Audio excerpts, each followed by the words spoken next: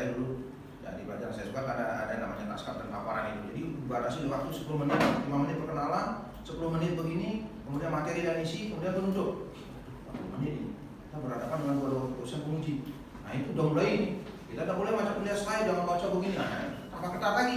Harus berbicara begini, slide hanya menuntun saja. Sekali-sekali nengok. Kalau begini terus, nah salah lagi. Itu ini public speaking juga. Kedua, kita tidak disiapkan dengan kemudian yang misalnya gini, main tunjuk saja gitu. Ya udah, Kumadi, kamu ke depan. Nah, ini makanya kita harus siap.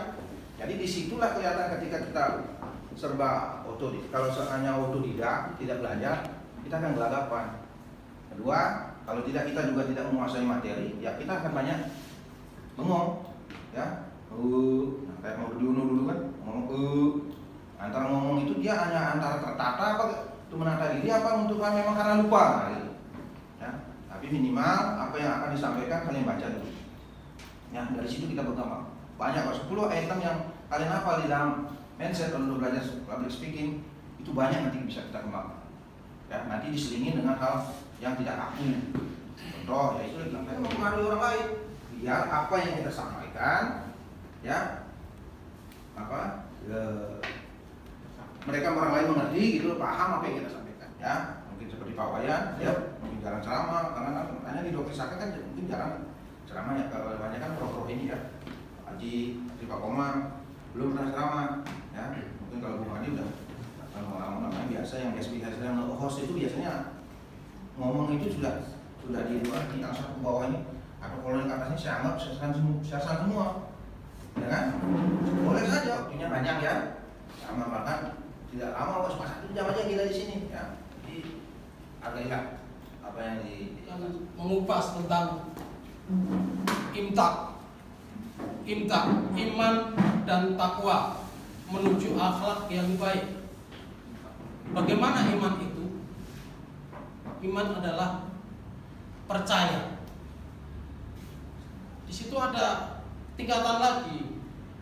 Percaya, yakin, menuju aku yakin. Aku yakin itu orang-orang yang belajar udah misalnya kehakikatan. Sadar pada Tuhan yang Maha Esa, yakin dan percaya, bersyukur. Nikmat-nikmat dari Tuhan itu luar biasa.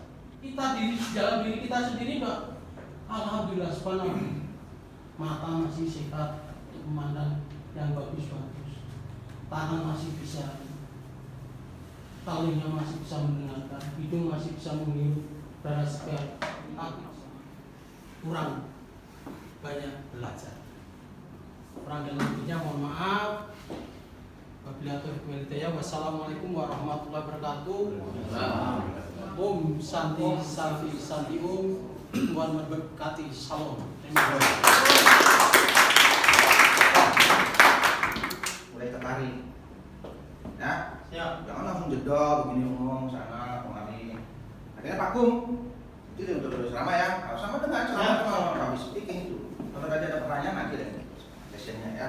Kemudian isi materi.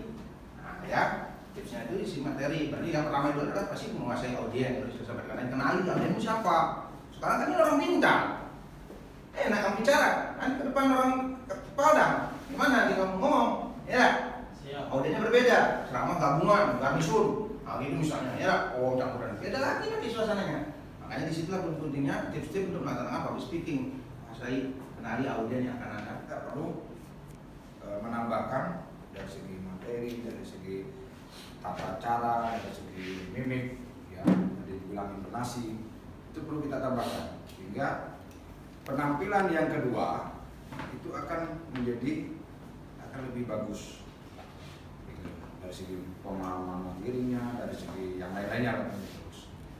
Ya, yang pertama terkait dengan isi tadi. Kurang di pemahaman tentang isi terkait dengan bagaimana sih ciri-ciri ya, orang yang memahami tentang iman. Kita perlu menambahkan dari segi materi, dari segi tata cara, dari segi mimik, ya, dari dibilang intonasi, itu perlu kita tambahkan sehingga penampilan yang kedua itu akan lebih bagus segi pemahaman materinya, dari segi yang lain-lainnya. Ya. Yang pertama terkait dengan isi, tadi kurang di pemahaman tentang isi terkait dengan bagaimana sih ciri-ciri ya, orang yang memahami tentang iman. Dari segi agama Islam sudah bagus dia. Gitu. Jadi di sini saya catat pada kalau dari segi agama Islam, orang yang beriman itu adalah orang yang rajin sholat, membaca kitab suci, berzikir. Ini belum masuk tadi materi itu. Nah, ciri-cirinya bagaimana? Orang yang sudah memiliki imannya bagus, dia dalam bermasyarakat, berumah tangga, bermasyarakat, dan berbangsa dan negara, tingkah lakunya akan lebih bagus.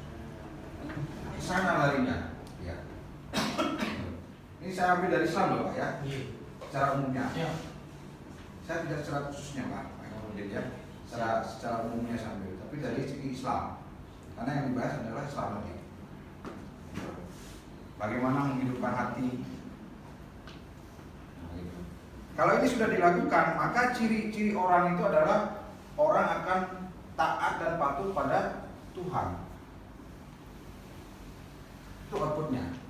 Orang itu akan taat pada ajarannya dan larangannya, mematuhi ajarannya dan menjauhi larangan dan perintah Tuhan. Larinya ke sana. Ya.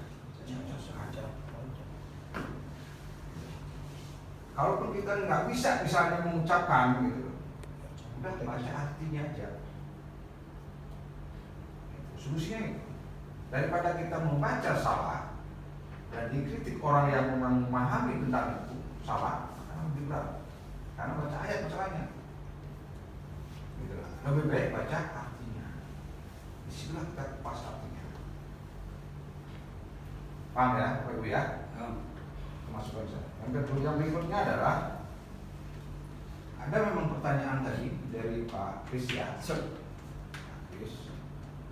Terkait kalau kita mengacu lihat pertanyaan adalah apakah bisa? Ada turunannya lagi Perpang, Peraturan Panglima TNI, berlaku seluruh TNI. Nah, kalau kita berlaku lagi ke seluruh bagian matra-matra ada Perpang, Perkasat. Kalau yang kita kata darat, Perkasat sekian atau tentang bla bla bla, kita bilang apa? Jadi angkatan darat. Itu turunannya.